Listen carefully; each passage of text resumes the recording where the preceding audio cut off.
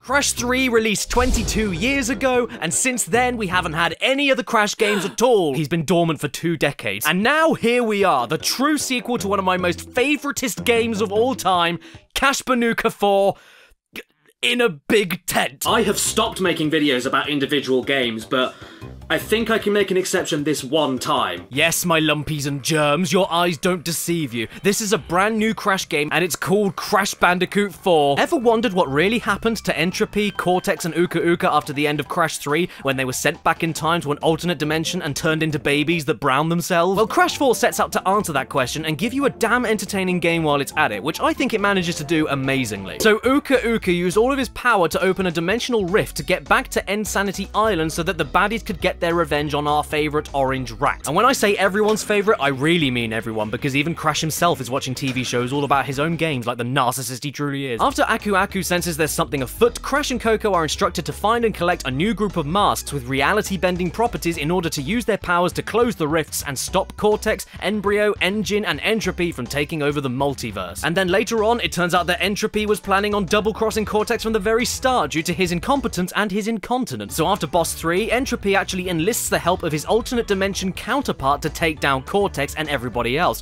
which not only means Cortex and Crash team up to fight a common enemy just like in Twinsanity all over again, but also means that Entropy has a female version of him from another dimension, and I have never seen anyone so thirsty for someone else in my life. Crash Bandicoot 4. Entropy does himself. The bit of the plot I really enjoyed though was after Entropy and his wife are taken down, because Cortex then has a realization that nothing is stopping him from going back to 1996 before Crash 1 happened, and then convincing his younger self to stop creating Crash and therefore never get defeated in the future. This story is a good time, and it can be pretty damn funny on occasion as well. I don't think it's as funny as Twinsanity or anything like that, but it gives you a lot more interaction between classic characters that aren't from these things, and there are a lot of cutscenes in the game, so I really do think it hit the mark with entertainment value. And once again, the highlight is obviously Cortex, who may not have as many memorable moments as he does in Twinsanity, but is performed brilliantly by Lex Lang and animated absolutely wonderfully. I cannot for the life of me get over this face right here. How much more cartoonishly evil could you possibly be? And sometimes it isn't even what Cortex says that's humorous, but how he says it. And hey, check that out, they've even spelled crunch in magnetic letters on the fridge here. It's almost like that's referencing something from another Crash 4, but I don't know, I think I made that up. So let's get one thing straight before anything else. Is Crash 4 any good?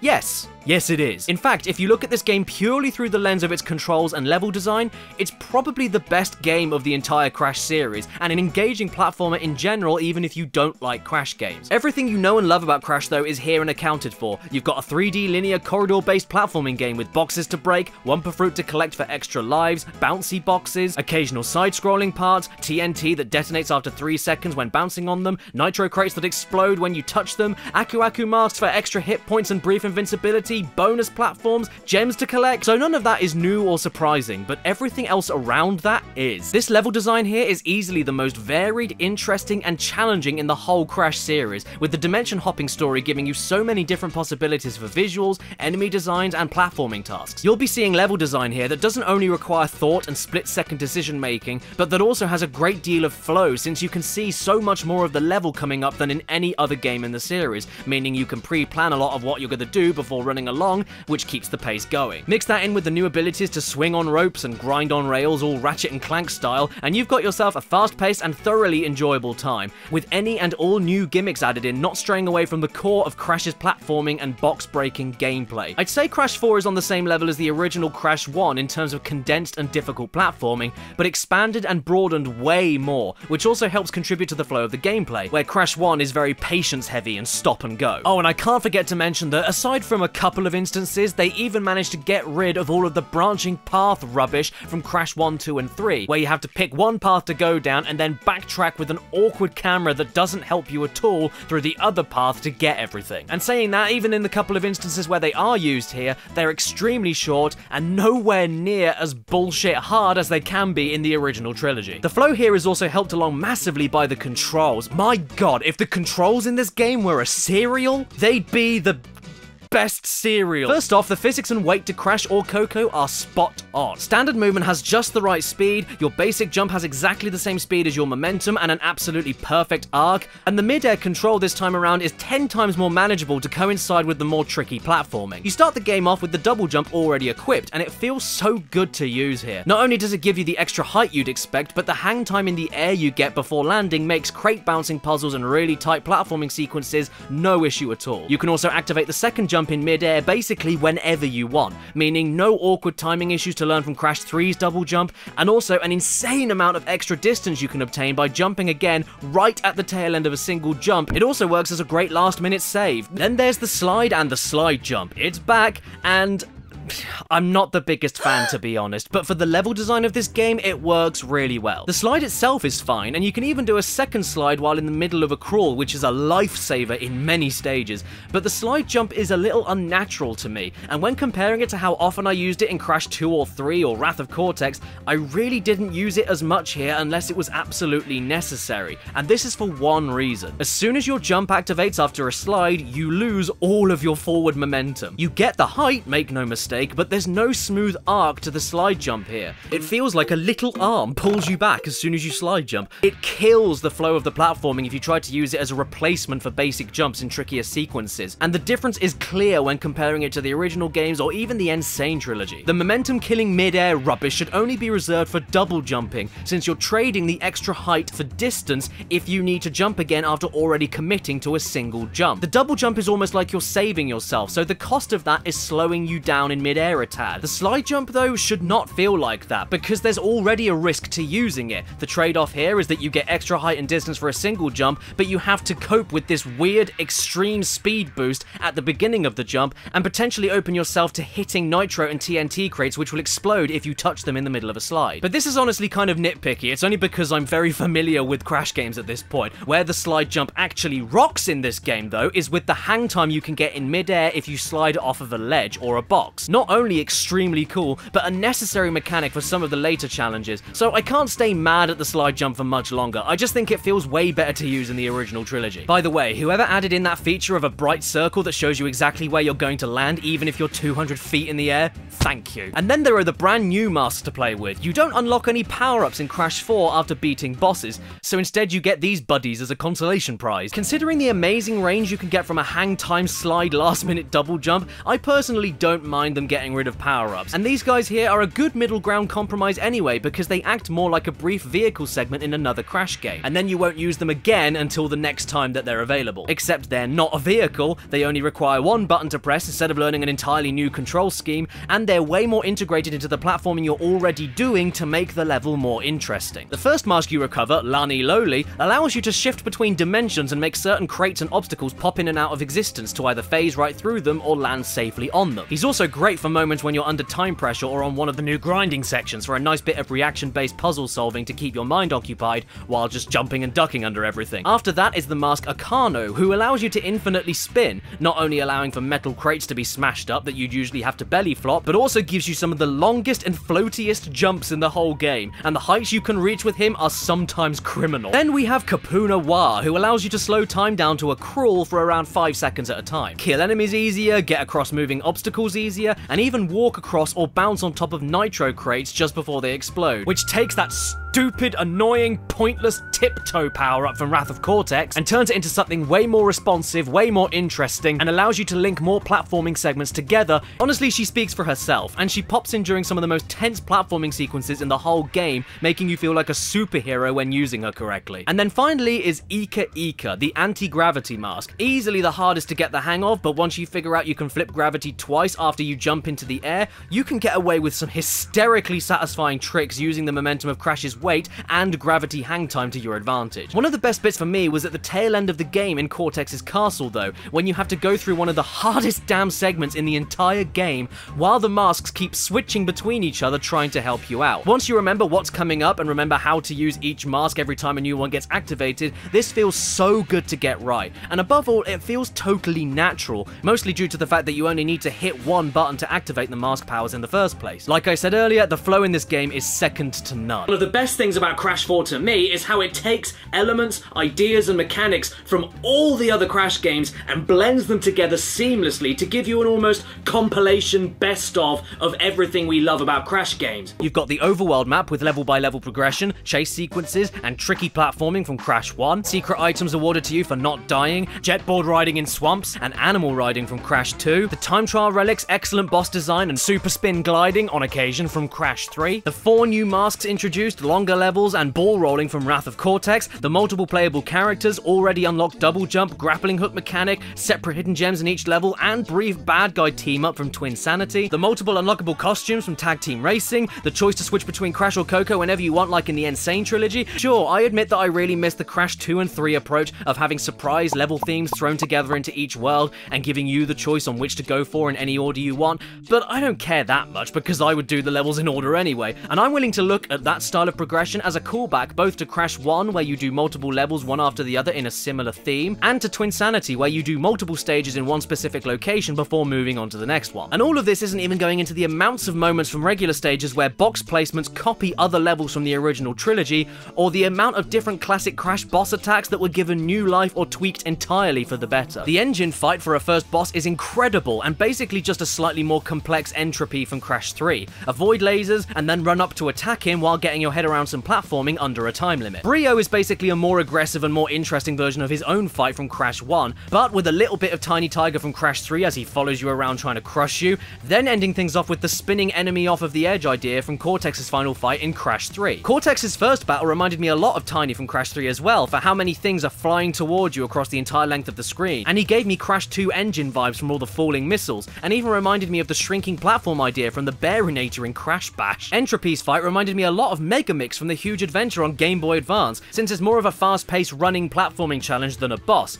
and the final Cortex battle is a mix of tons of different shit. Tiny from Crash 2 with all the platforms falling, Koala Kong from Crash 1 with you needing to fire projectiles back at him, Crunch's final battle in Wrath of Cortex for how all of the new masks are used against you at once, and Engine from Crash 2 with those lasers that dart across the screen and you have to jump or duck under. The best thing though is that if you're a Crash fan, you'll get a kick out of all of this, but if you aren't a Crash fan, it's irrelevant because all the levels and bosses by themselves are so tightly designed that it stands out and excels purely on its own merits. The noticeable gameplay callbacks at that point just become a bonus. Now where was I?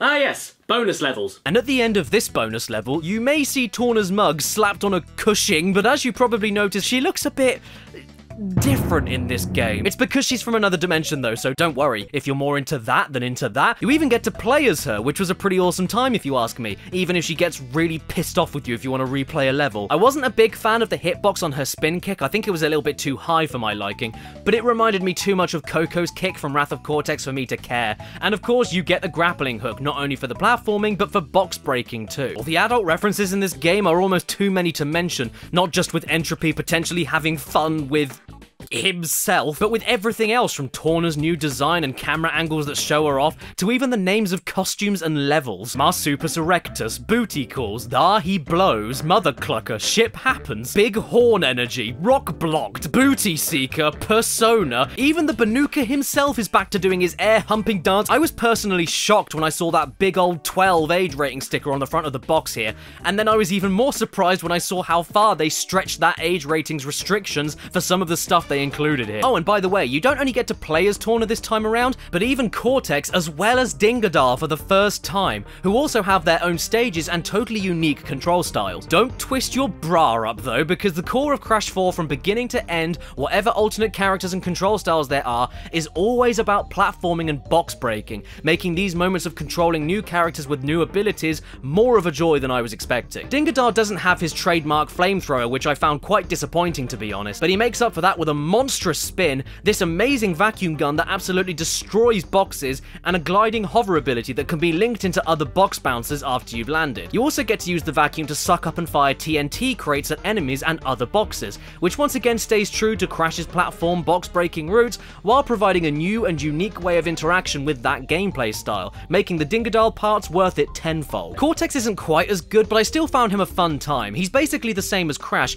but has a pathetic jump and no slide, instead giving you this dash ability that propels Cortex's enormous fat head towards everything in a perfectly straight line. He also gets this awesome little gun that not only breaks boxes from a far distance away, but also cycles enemies between a solid rock platform and a bouncy jelly platform, which once again creates unique situations around Crash's core platforming and box breaking mechanics by making the enemies just as important to the level design as the floor you stand on. So I played this game on the PS4 Pro, and honest to God, I haven't been this impressed with a console 3D platformer's graphics in a long time. If this was on PC, obviously that's a different ballgame, but currently Crash 4 isn't. So the fact that we constantly have this much detail bursting at the seams and draw distance is this massive, yet the game still runs at a smooth and consistent 60 FPS is incredible even for the PS4 Pro, especially with the N Sane Trilogy being locked to 30 FPS on the same console. I loved the look of this game from the second I saw it, then I started playing it and loved it even more.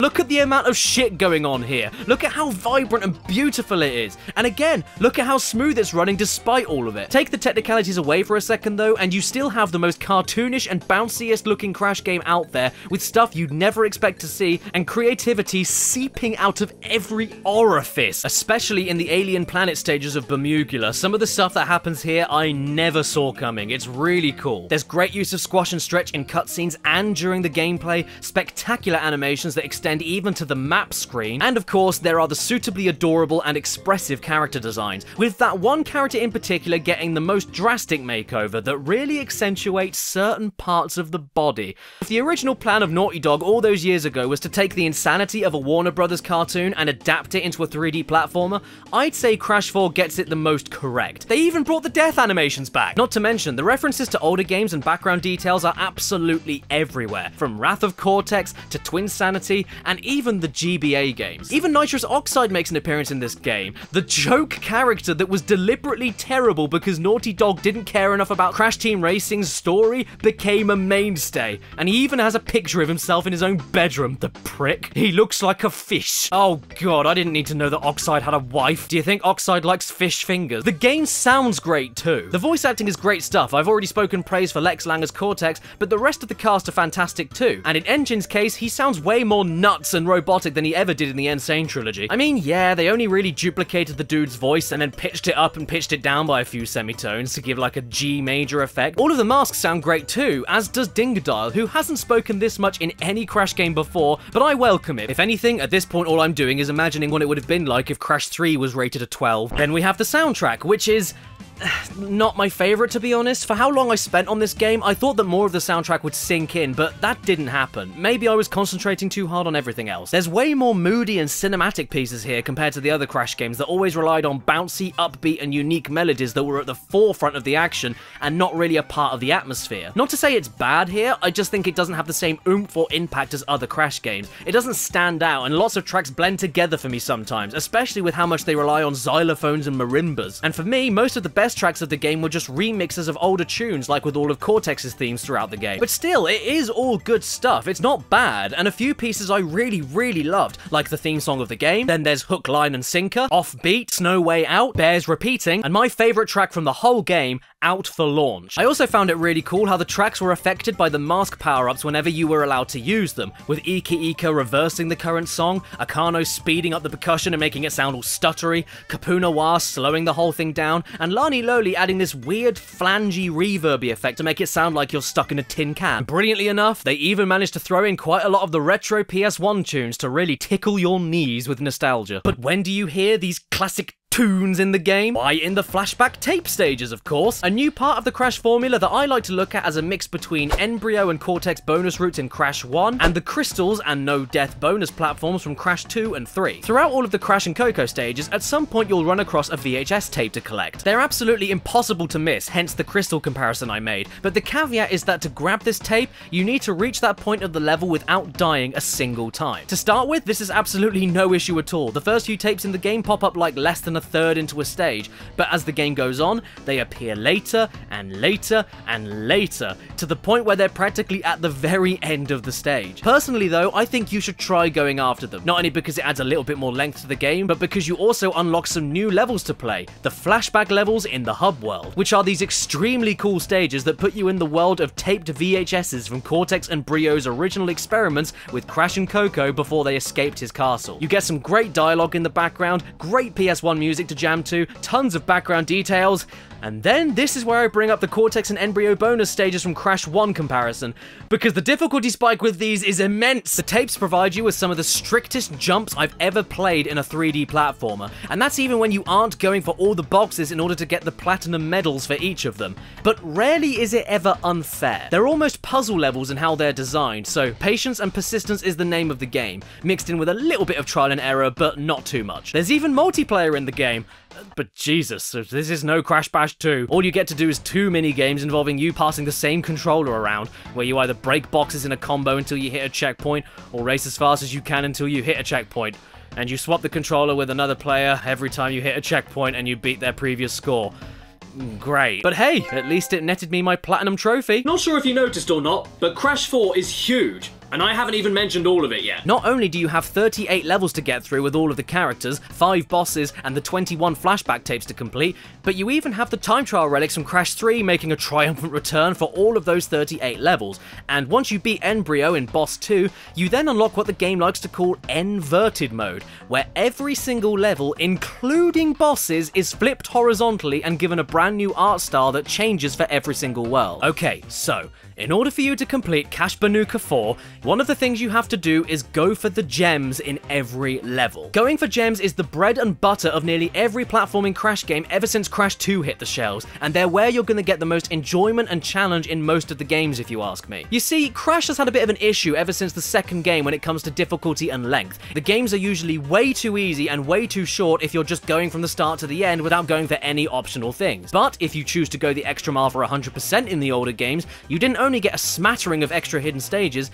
but also got yourself an extremely cool hidden ending that was the true conclusion to the game. The highest rated Crash games that everyone loves work in this exact way. Yes, even that one which no one likes. It's challenging in places, but completely doable with patience. It's not too long and arduous, and feels satisfying to complete because the extra challenge and the optional parts are a nice change of pace to test your reflexes. So check this out. There are 6 gems in every stage. 6 gems to get in all 38 stages, totaling up to 228. You get 3 gems for finding 80% of all the Wumpa Fruit in the stage, 1 gem for breaking all the boxes, 1 gem for dying 3 times or less, and 1 gem for just finding it, but it's extremely well hidden. Personally, I'm fine with this setup because most of these gems add a little bit of depth for a new mainline Crash game set 22 years after the last one, and I particularly enjoyed the hidden gem inclusion because of how creative and devious they could be placed, and it taught me to explore the stages in newer ways I never thought would be possible in a Crash game. It felt very good to get all of them, and finding them off screen by using the camera function was a great time sink. Most of them have good hints and clues without being outright obvious too, so I'd love to see these come back in a future game. And then there's the Wumpa Fruit gems, which I also really liked, since they add more value to the Wumpa Fruit aside from just being fodder for extra lives. To be honest, if you're playing in modern mode, you don't have extra lives anyway, so it's good that the Wumpa Fruit are good for something. And the extra details of not being able to spin Wumpa Fruit away, or have all of the crate Wumpa Fruit automatically fly to your inventory after you spin or bounce on them, made these gems much easier and way more satisfying to get. The gems you collect also give you some nifty stuff to unlock, including a secret ending that I'm sure every Crash fan will get a kick out of,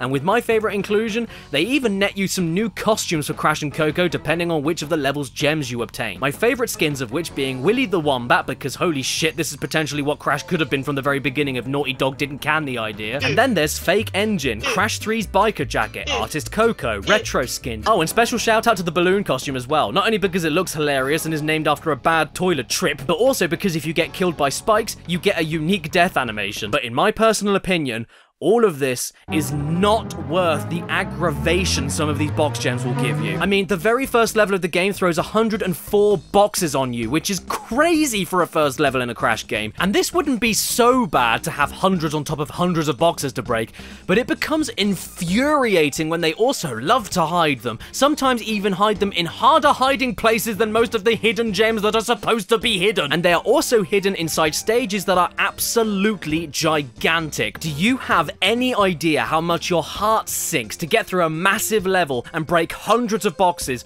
only to find out you missed a single box. That was bad enough in the original games, but at least the levels weren't that long to retry, and the boxes usually not that hidden. But here, it's basically that single impossible hidden box from Cold Hard Crash, but with multiple boxes in every level that can sometimes last you up to 15 minutes on each try, many of which are absolutely impossible to see. Yeah, sure, most of the off-screen boxes you can just assume are hidden on top of stacks of other boxes, so make sure you bounce on top of them whenever the hell you possibly can. The third level of this game is called a real grind, because they know exactly what they did here. You even get a new skin for beating the final boss, which is just the Bandicoots in a body cast. Like, they know exactly what's going on here. Whether you like it or not, you will have to pay attention to every minuscule crevice of the level design here. I mean, the game does look spectacular, so a part of me thinks they wanted you to spend as much time as possible looking at everything they included. But still, it just gets outright unfair in multiple places, like in the level Off Balance, where after multiple replays,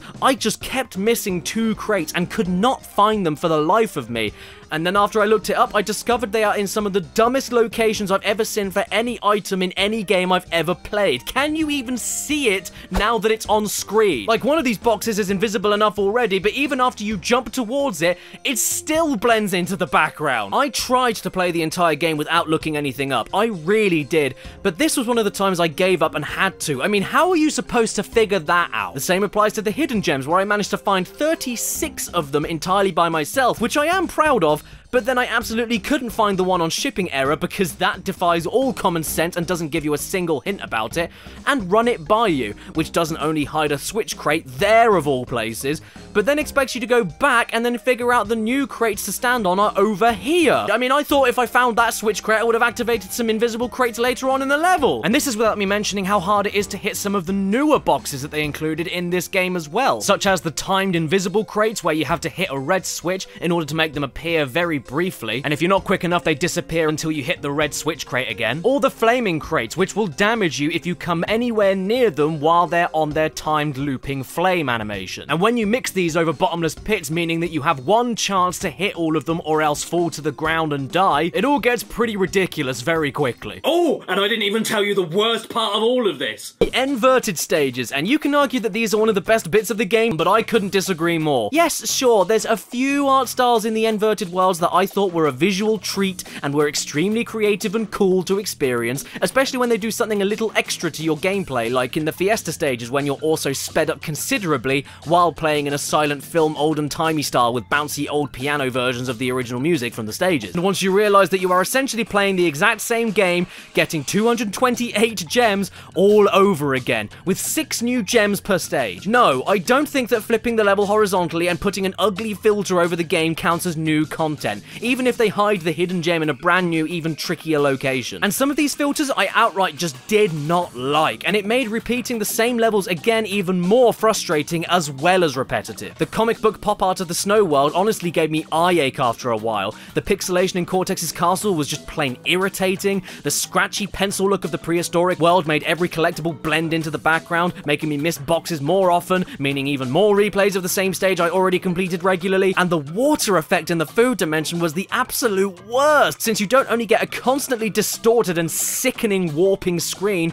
but you also have to trudge through water physics. Getting every optional collectible in the other Crash platformers for new levels and a new ending is an important part of the experience, because like I said earlier, going the extra distance was never that ridiculous of an ask in terms of difficulty and the time it takes. In fact, I think it makes the adventure more worth it, because going from the beginning to the end is just not enough. But the fact is, even if you were an absolute pro at Crash 4 and could get every single gem all in your first attempt of every stage, you would still need to play each stage completely twice over, for no discernible reason other than padding for the sake of getting everything. And then one last time for the time trial relic, but I'm getting ahead of myself here. Crash 4 is massive enough as it is, so what do the inverted stages do except double the gem total to 456 for artificial length? Oh, and while we're talking about artificial length, another bit of the game I outright didn't enjoy at all were the alternate character scenarios for certain stages. You see, as Crash or Coco, in a handful of stages, something off-screen screen and unexplained will happen. You'll be confused, but then you won't be confused because it just so happens that either Torna, Cortex, or Dingodile are the reason why something else happened in that Crash or Coco stage. This means you then get a different level unlocked for the new character that shows you what happens before that part of the Crash level from the other new character's perspective. Sounds great, right? After you finish off the new character's perspective section, you then have to finish off the rest of the level as Crash or Coco after the moment they got confused in the original stage that you just did. This means that you may have spent multiple attempts trying to get every gem on that dedicated level as Crash or Coco 5 minutes ago, but then find yourself doing 1/2 or maybe even 2/3 of the same stage all over again after only a few minutes of playing as one of the new characters. Yes, I'm not even joking. In many of these stages, I'm convinced you play as Crash and Coco more than the new character the stage is built for, which would be fine for me, except you're just retreading exactly the same level you just did all over again. The level design is identical. The way you approach the level and search around it for boxes and gems is identical. And I can hear the counters to this being, oh well, what about all the secret levels in Crash 2 and 3, which take you back to an older level but from a completely different area, and you have to break all the boxes in there, and then get back to the original level and break all the boxes in that all over again when you already went through it all earlier to get the crystal. And yes, you're right about that,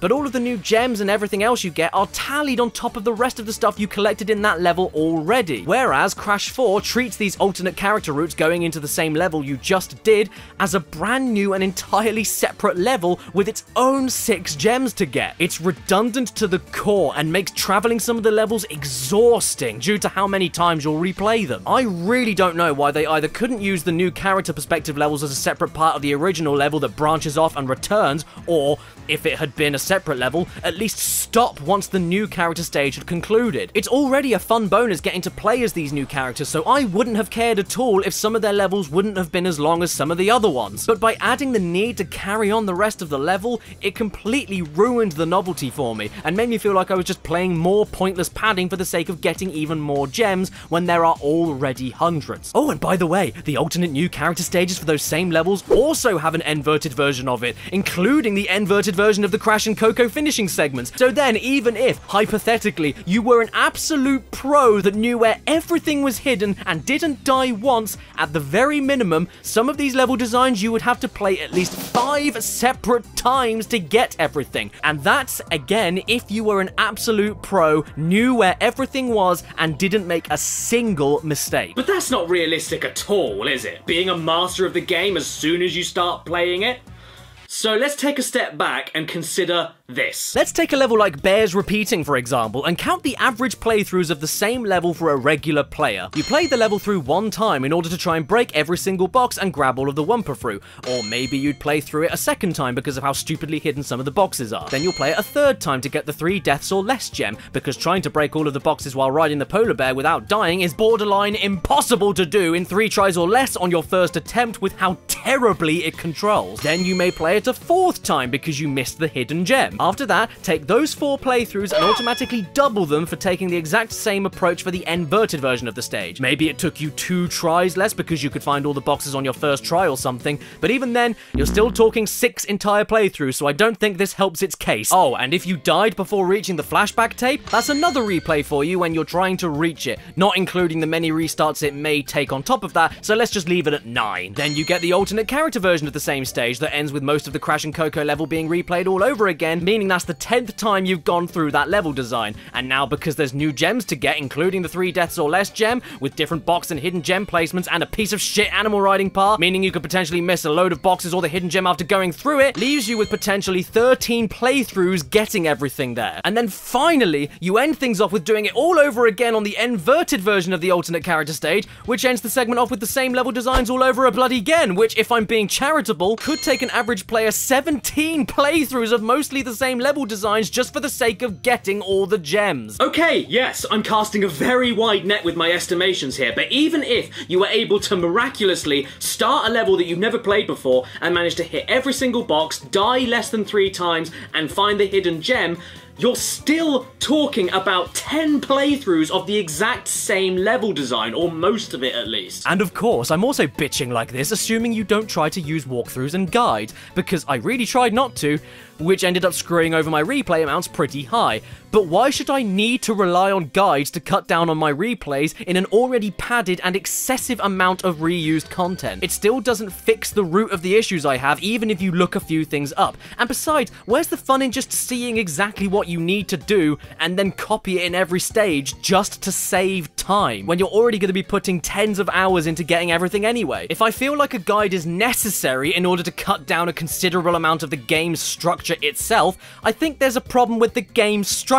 Yes, the colored gems return for Crash 4, unlocking even more bonuses and level routes in other stages to catch you more gems. And much like the blue gem in Crash 2, the blue gem here needs to be obtained through one of the stages entirely without breaking any boxes. And it took me 17 attempts and 34 minutes. This is a difficult and precision platform mid-game stage that goes on for minutes at a time. Weirdly enough though, the other 3 gems in comparison were pretty easy to get. The yellow gem was as easy as the liquid that's the same color of it, since it shows you at the very start of the level exactly where it's hiding. The green one was easy too, since you don't only have this lone Nitro crate to make you think something was up, but obtaining this gem involves nothing but spinning the environment around you, something that is encouraged as early as the first level, and even rewarded for doing throughout the game based on how many PSN trophies you can get for making different things happen by smacking things around you. Then there was the red gem, which I will be honest, I did miss a few times until I noticed this obvious hint carved on the wall, showing you whereabouts you need to jump on these platforms to make it pop up. For the longest time, I could swear the red gem would be hiding in here somewhere based on it being a red room that I couldn't see into,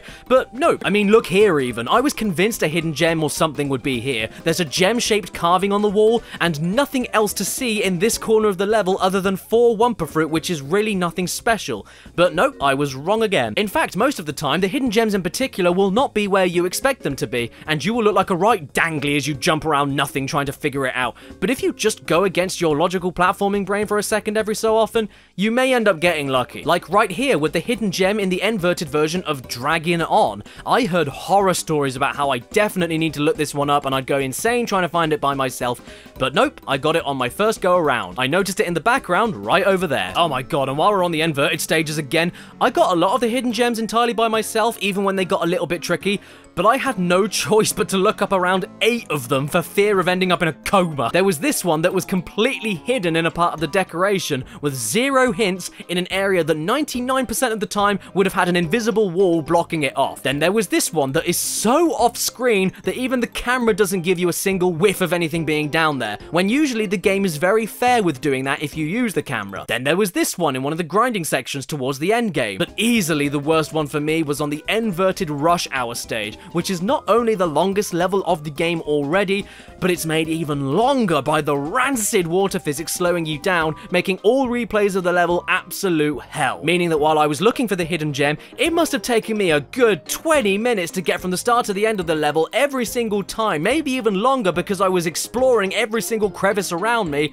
And yet, they expected me to figure out this on my own at the very start of the level. If you go for 100% in this game, prepare to be tested in both your reflexes and your temper. Even Aku Aku himself has been nerfed from the previous games, since he doesn't follow you from level to level when you really need him to. And if you take away casual play and time trials, while I was going for completion, because of how hard it gets, I was only able to activate Invincible Aku Aku 5 times in the entire game, inverted included. Once in the first level, once in one of the last levels, and 3 times in exactly the same level, where 1 time was useful, and the other 2 times happened on this part here where there was nothing happening, so thanks org. In fact, I'm pretty sure that there are more checkpoint crates in the game than Aku Aku crates. Don't quote me on that, I could be wrong, but it sure feels like it. Now this may sound crazy, but do you want to know what my least favourite gems in the whole game are?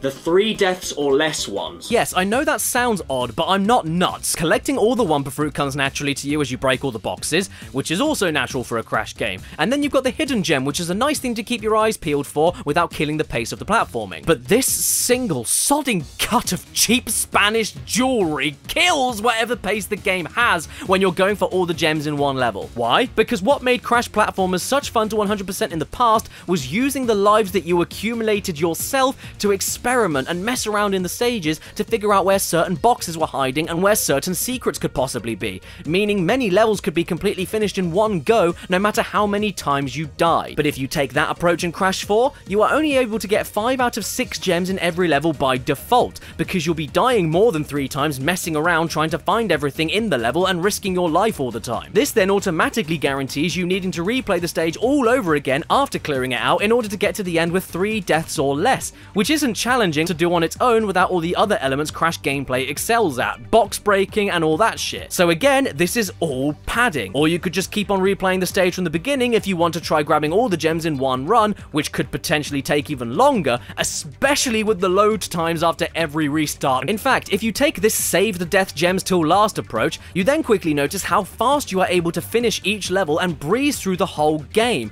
which is still fun, but ends up cutting the game's length down by a good 70%. See, this is the problem with Crash 4 to me. You could just turn to me and say, well, if completion really is that horrible, then just don't bother completing the game and just play it through normally. And yeah, you're right.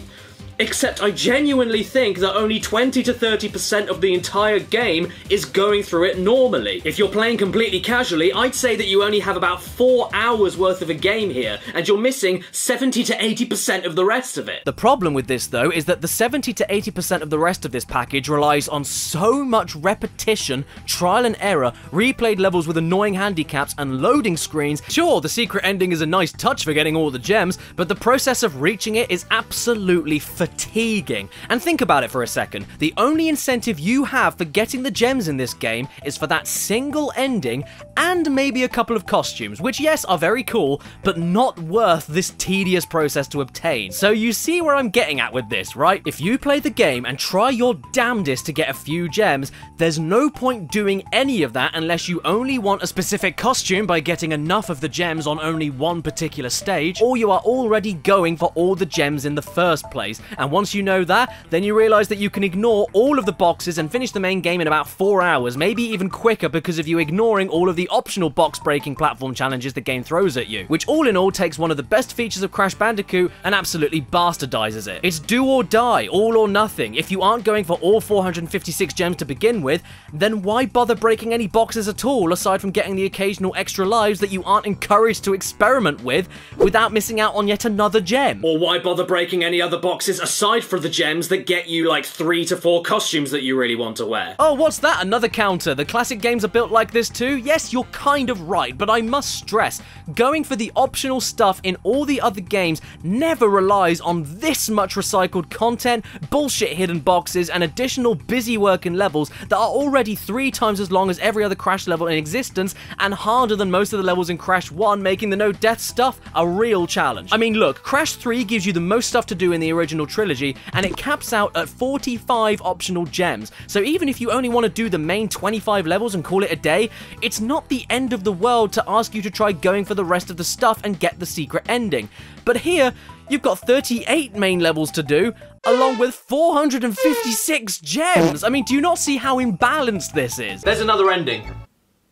Excuse me? For 106%. Okay, and how do I get that? Just make sure that you get all of the fastest possible times on the time trials and replay every main level all over again, but this time while breaking every single box, collecting most of the Wumpa Fruit and not dying a single time. Once I heard about the second secret ending, I thought, oh my god, surely all of this torture would be worth it for that. The first secret ending was pretty damn funny, so I buckled down, sat in the dip of the sofa the same shape as my rump, screamed a load of words that sound like they should be names of a font, and then I got all of the gems, I got all of the boxes in all of the insanely difficult flashback tapes, I perfected every single main stage by breaking every box and not dying a single time, and I even did all of the platinum time trial relics, meaning that I can now update my previous all 202 platinum relics, and even better, unlike all the other games with time trial relics in them, the secret ending is usually locked out behind the gold relics, which are the second best times to reach, with the platinum relics being a bragging right bonus. You don't need to get them in the other games. But here,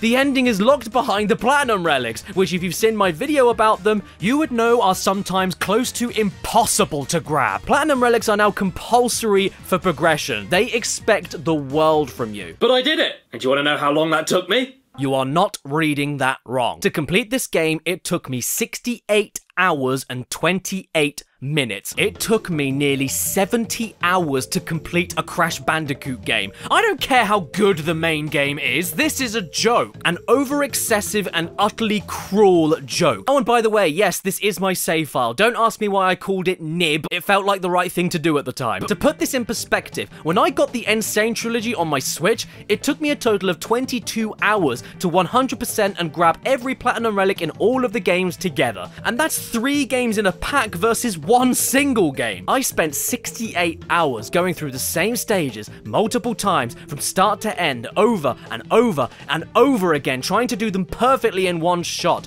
On top of all the repetition complaints I had with the inverted stages, the alternate character scenarios with the retreads for half of it, and just collecting all the gems in general. And that's another reason I dislike the 3 deaths or less gem, because it sounds like having triple the mistakes available when compared to the perfection relic makes it 3 times as easy, but you'd be surprised how little legroom 3 deaths is to wiggle with. If you go for this gem, you might as well just retry the stage until you do it in one shot perfectly and grab the gem automatically because of that. In fact, what the hell's the point of the death counter if it's completely useless to you after you die 3 times anyway? Sorry, I'm getting off track. The perfection relics, time trials, and gems are not 68 hours worth of constantly fresh, evolving, new, and exciting, brilliant content. This is 68 hours worth of replaying the same 4-hour-long adventure, but going through them incredibly slowly to get everything, and with slightly different stipulations each time, with occasional flashback tapes to break them up. Which, by the way, you also don't need to do unless you're going for a secret ending. So if you're playing casually, I guess you could ignore them too. And it's not only how long it takes that's the problem, it's how difficult it is to get the time trial platinum relics and the perfection relics that ruined my sanity by the final 20-hour stretch. Luckily, you only get the time trial relics on the main versions of the 38 stages, and the perfection relics are only needed 1 time on either the inverted or regular 38 stages. You'd think after so many replays of the same stages that it wouldn't be as hard to do them again while being able to smash every single box, collect 80% of the Wumpa Fruit, and never die once. But you'd be surprised how often a brilliant run is absolutely squandered, either by a careless mistake or by something totally out of your control. And that is when you start to resent everything about Crash 4's ridiculous completion requests. What do I mean by out of control? Well, here's some examples. There's a new mechanic in the game where by standing perfectly still, Crash or Coco do a low spin in order to break boxes trapped underneath TNT and Nitro without setting them off. Sounds great, right? Well, how do you feel about going for a no-death 100% run, and every so often the game just doesn't let it work? Then there's the times where you jump on an arrow crate to hit a box, then bounce again to make sure there isn't anything else hidden, and there was this moment here where I got stuck in a TNT crate and couldn't move left, right, or even jump out. Or how about jumps just randomly happening in midair when you're riding an animal? Or how about when you're jumping in between squashing obstacles and not getting squashed by the thing landing on you, but just dying from touching the top obstacle? Listen, Crash 4, if you expect perfection from me when going for these things, that's fine, I can cope with that. But then I expect perfection from you, because this is just unfair. And then of course there's the issue with concentrating so hard on not dying that you end up forgetting where every single sodding hidden box is, which will tear you apart in so many stages, particularly when you are 1 box away from perfection and have to do it all over again. Sure, whatever, you don't need to go for the hidden gems in the perfection relic run, and sure, none of your deaths in the bonus levels count, but it's still an arduous and painful process trying to get these things. Remember when Crash 1's gem collecting was hard? Getting to the end, breaking all the boxes and not dying once? Nobody liked that. But even then, that's a mechanic from the hardest game of the original trilogy, which I was able to 100% in a 4-hour sitting when I streamed it. The thing is though, I am more than okay with them bringing back this mechanic as a little nostalgic throwback to Crash 1 and making it a separate collectible, I suppose.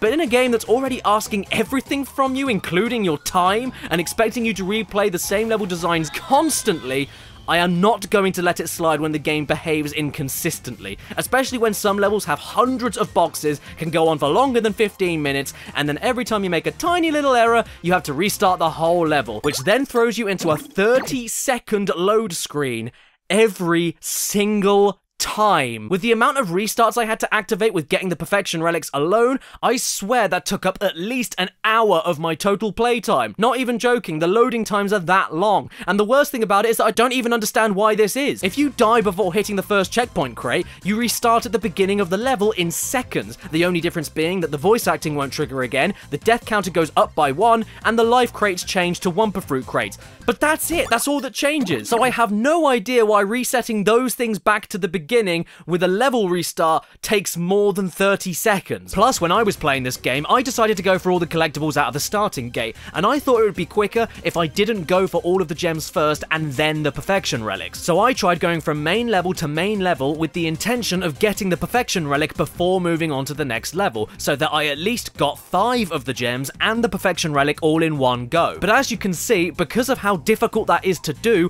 and the loading screens, that didn't save me any time. And I wouldn't be surprised if a few of you out there were really struggling with getting some of these things, so allow me to give you a couple of hints and tips on how to get all the perfection relics. Use the D-pad. Yes, I'm being serious. Even though this is a 3D game and the analog control is positively luscious in terms of how smoothly you can direct anybody in any direction, it will ruin multiple runs when it comes to precision across platforms that branch off from the center of the stage, or in some side-scrolling bits, particularly with Dingodile, where it's still possible to move too far in or out of the screen. Much like the older games it's following off from, the control input was built around the analog stick and D-pad for a reason, so use it. When you use any wall runs, for the love of God, don't touch any buttons other than spins or jumps. It feels very unnatural, I understand, but holding forward while on these bits, or pressing the direction towards the other area you want to jump towards, will more often than not completely cancel out the automatic system in place that makes you run along these things to begin with. So just focus on jumping and spinning and you'll be golden.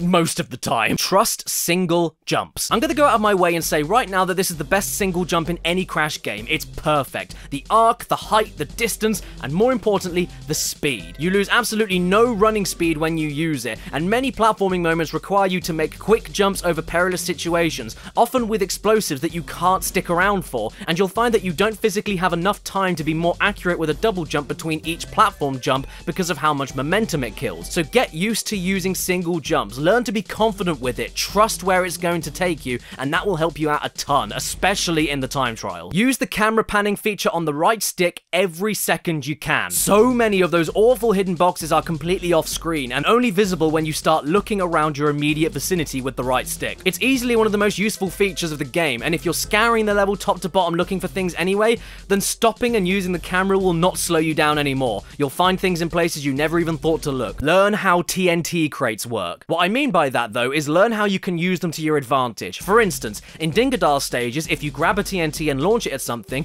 the explosion caused from the TNT that you threw doesn't harm you. Other explosions do, so be careful about that, but the one that you threw yourself never hurts you no matter how close to you it explodes. Also, in the Crash and Coco stages, you can slide and therefore slide jump off from the top of TNT crates now, assuming that you're already walking on top of them. Yes, active or not, it doesn't matter. You can slide on top of TNT now, so do it. And finally, do yourself a favor and mute the voices. Every time you restart a stage when you're going for the perfection relic, all the voice clips trigger all over again in the same places, before it starts making you hate existence, and it'll make you worse at the stage that you're already trying to perfect. You may be wondering what the hardest stages in the whole game for me were, though. Crate Escape. This level is only difficult to perfect for one damn reason. The very ending segment where you switch control to Crash or Coco and then platform across boxes falling out of a plane in one of the worst parts of the game. There's floating physics to work with, along with your movement speed changing every time you jump, tiny platforms to land on by a pixel's worth of accuracy,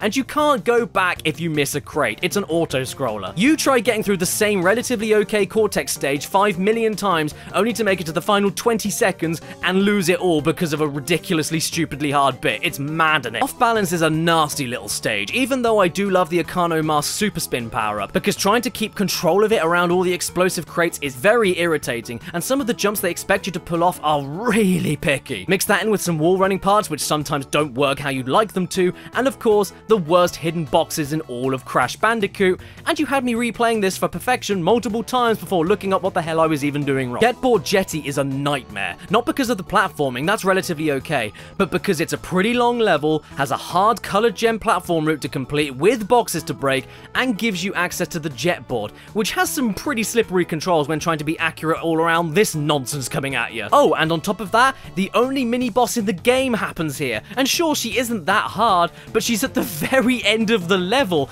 and you fight her on the jetboard, which can sometimes not go quite as planned. If you were expecting me to mention the jetboard sections from the swamp stages because of how uncontrollably fast you go downhill, making the boxes a bitch to break in one go without dying, well, no, I'm not going to put it there because I found my own little trick to do right here. Yeah, sure, it's a cheat, but I did this for a total of maybe 2 minutes in the 68 hours I played, so I think I got away with it. Bears repeating.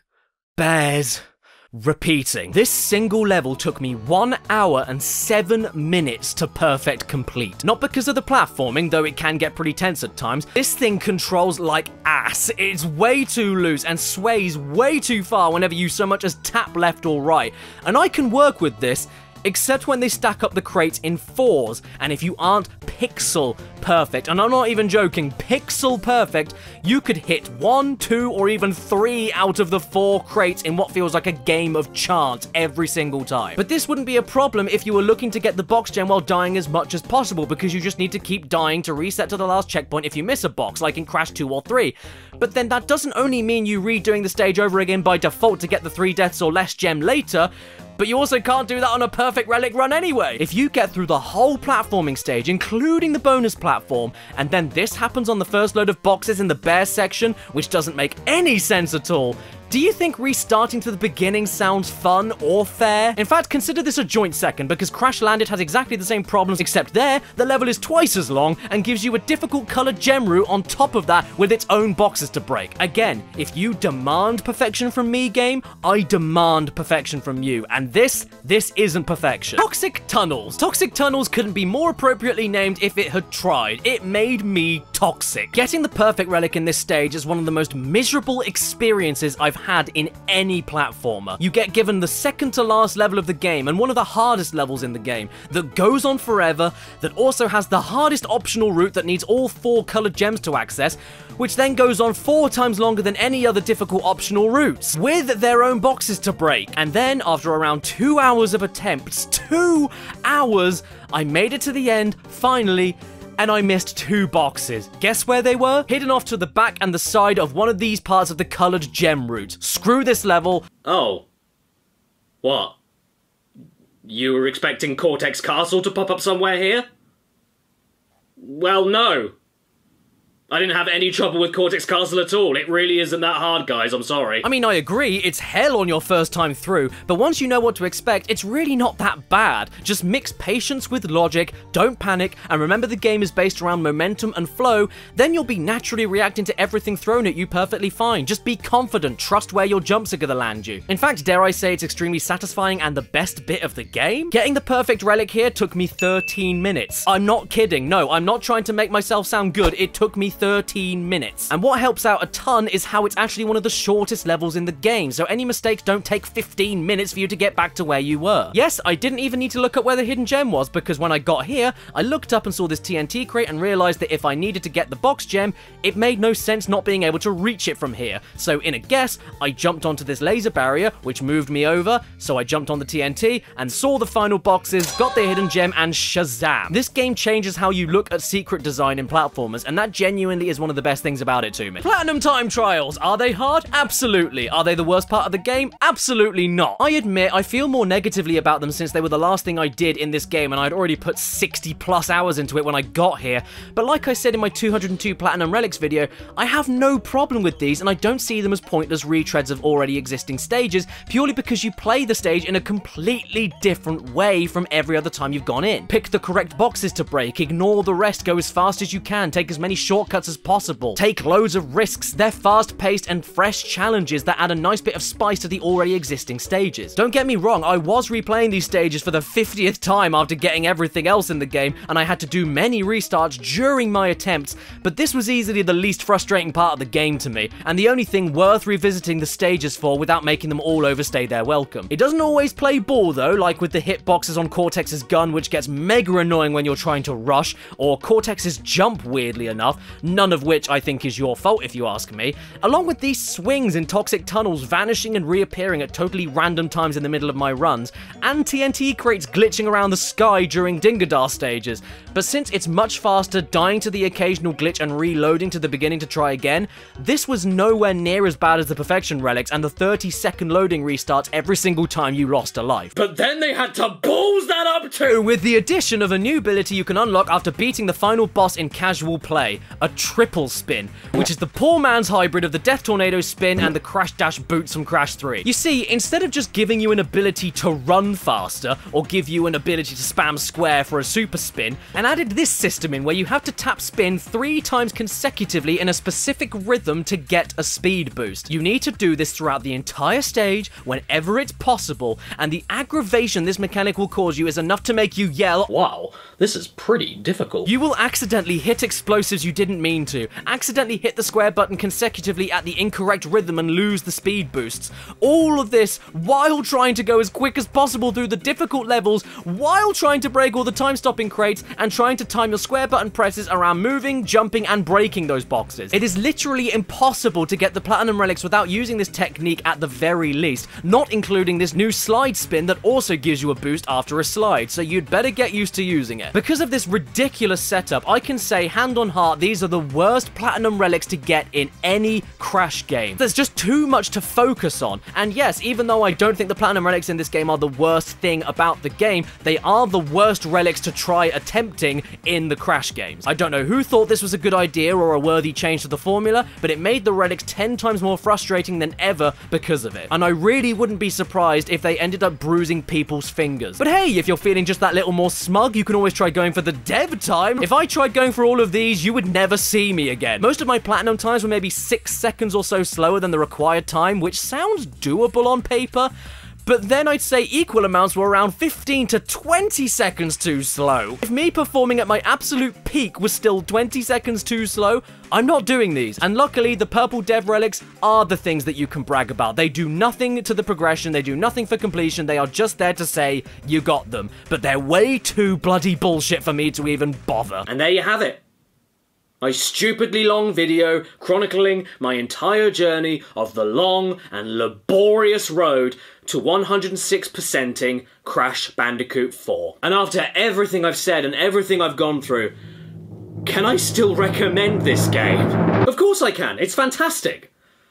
But when looking at all the optional stuff for getting all the secret endings, which is par for the course in every other Crash game, it's some of the worst stuff I've ever played in a platformer, mainly because of how much it recycles for the sake of extending the length of the game artificially, and just all for the sake of making numbers in an inventory go up and nothing else. I mean, yeah, there's the costumes, I guess, but that's all there is, really, so I'm just confused why the hell they made it as massive as they did. Is it because of the $60 price tag and Toys for Bob worrying they didn't have enough content to justify it? Was it Activision? I mean, who knows? Fair enough if that's what they were worried about, but even if you cut out all of the inverted gem collecting on its own, that would have removed maybe 15 hours off of my playtime, and that would still have left me with 53 hours of completion, which is crazy amounts of game for a $60 platformer, and still overly excessive with what they want you to do in all the other levels to get the secret endings. Plus, this is that many hours of a cartoony platforming game, not a massive sprawling open world game. This will eventually give you a headache. I can't even look at Crash 4 as 2 separate games, one great game for casuals and one great game for completionists, because even if I did look at it like that, that means that me, personally, got 5 hours worth of a casual game just going from the start to the end,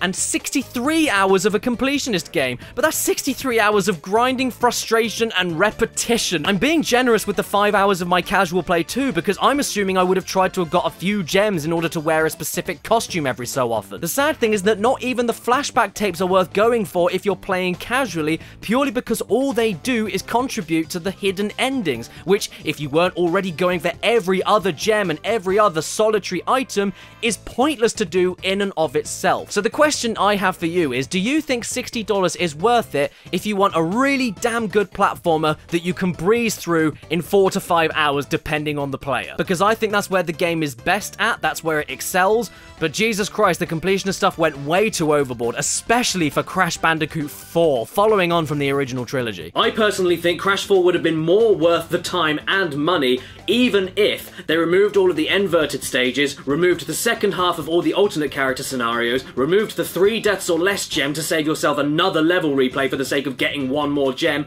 and removed the perfection relics due to the glitches and inconsistencies. It's the replays of the same stages coupled with the stupidly hard reasons why you are replaying the stages that ultimately ruin the experience for me. Because even then, to complete the game, you'd still need to get 5 gems in every stage, you'd still need to reach a certain point without dying to unlock a flashback tape and figure out how to beat it, and you'd still need to replay the stages to get the platinum relics from the time trials. Even with all the stuff I just mentioned on the sofa being cut, I reckon that would still have taken me a good 35 hours to do, which is still ridiculous on its own for a Crash game, but I think I would have enjoyed it way more. It would have been way more manageable, less tiring, less padded, less bloated, and it would have made the hidden endings feel just a little bit more worth it because I didn't put a Bible's read worth of time into it. Did Toys for Bob at some point not take a step back, look at what they had, and thought, maybe this is enough? As it is, Crash 4 doesn't only have imperfections, like with the stupid triple spin mechanic for the time trials and the weird control problems I had with the animal riding, but it's also ridiculously bloated and needlessly extended, especially for it being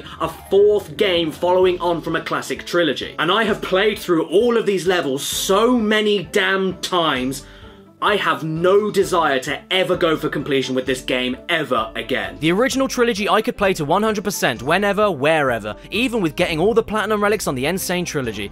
But here, there's too many cracks at the seams when it comes to completion, and it takes way too long to bother, even if you don't care about the terrible second hidden ending. And there we go.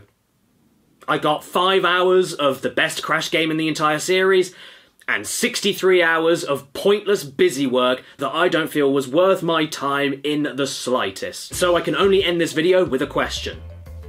Do you think that $60 is worth it for 5 hours of some of the best 3D platforming you may ever play? Let me know in the comments below, and I won't read them.